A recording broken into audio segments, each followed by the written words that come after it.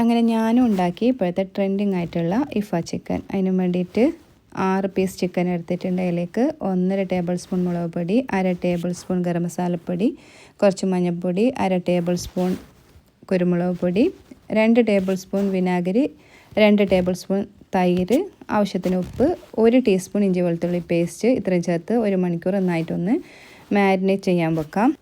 1 മണിക്കൂറിന് ശേഷം ഇതൊന്ന് ഷാലോ ഫ്രൈ ചെയ്തെടുക്കാം.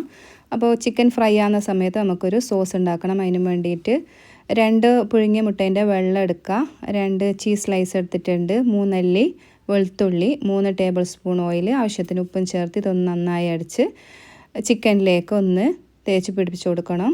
അതിന് ശേഷം ഇതൊരു 5 മിനിറ്റ് ലോ ഫ്ലെയിമിൽ വെച്ച് ഒന്ന് കുക്ക് ചെയ്തെടുക്കണം. അപ്പോൾ നല്ല ടേസ്റ്റി ആയിട്ടുള്ള ഇഫ ചിക്കൻ റെഡി. Must try.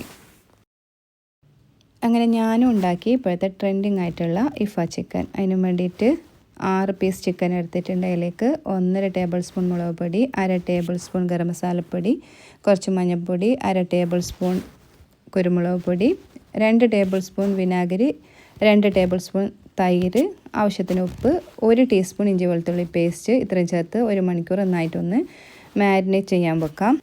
1 മണിക്കൂറിന് ശേഷം ഇതൊന്ന് ഷാലോ ഫ്രൈ ചെയ്തെടുക്കാം.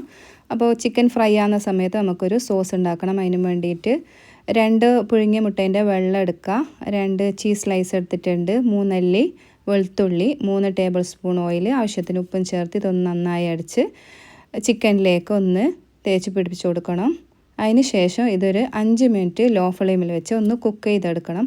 അപ്പോൾ നല്ല ടേസ്റ്റി ആയിട്ടുള്ള ഇഫ ചിക്കൻ റെഡി. Must try.